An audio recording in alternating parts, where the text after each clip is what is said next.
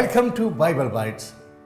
जैसा कि आप जानते हैं, बाइबल बाइट्स प्रोग्राम में हम एक आयत को लेकर उसमें से थोड़े समय के लिए कुछ सीखने की कोशिश करते हैं।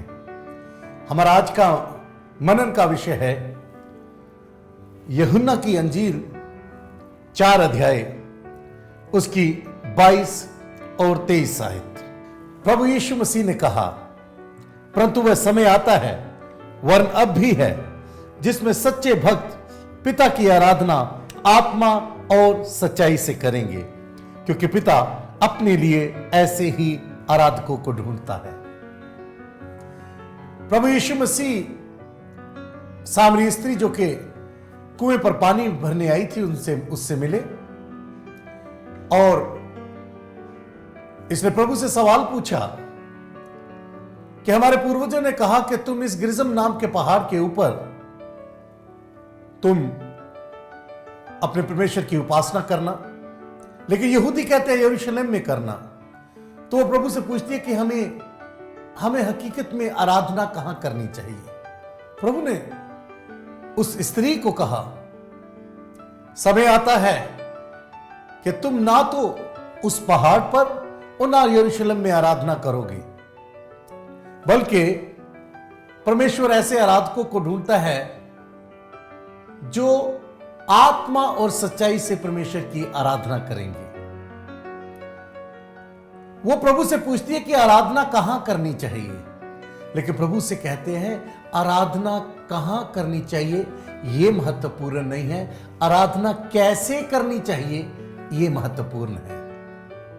मैं आपको बताना चाहता हूं प्रिय, आप कौन सी मिशन में हैं? आप जंगल में हैं या शहर में हैं?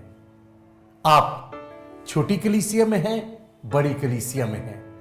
आप छोटे झुंड में हैं या बड़े झुंड में हैं?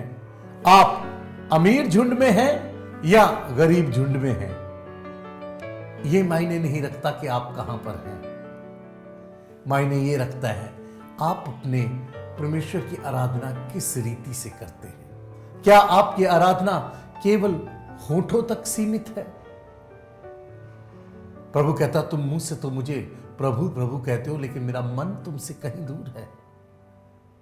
यह महत्वपूर्ण नहीं आप आराधना घर में करते हैं या चर्च में करते हैं।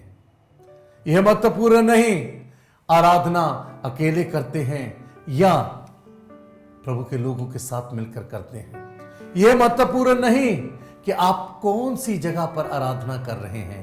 महत्वपूर्ण यह है अब आराधना सिर्फ होठों से नहीं, शरीर से नहीं, बल्कि आराधना सच्चाई से हो और आराधना आत्मा से हो। आत्मा से जो आराधना होती है वो पूरे मन से आराधना होती है। सच्चाई से आराधना करने से अर्थ है परमेश्वर के वचन के अनुसार। जो आराधना सभाएं प्रभु के वचन के अनुसार चलती हैं, जो सेवकाइयां प्रभु के वचन के अनुसार चलती हैं, प्रभु ऐसे आराधकों को ढूंढता है। आइए आज से हमारी आराधना केवल होठों तक की सीमित ना रहे, बल्कि यह आराधना आत्मा को और सच्चाई की आराधना हो जाए, ताकि प्रभु के नाम को हमारे जीवन से बड़ी महिमा मिलने पाए। धन्यवाद।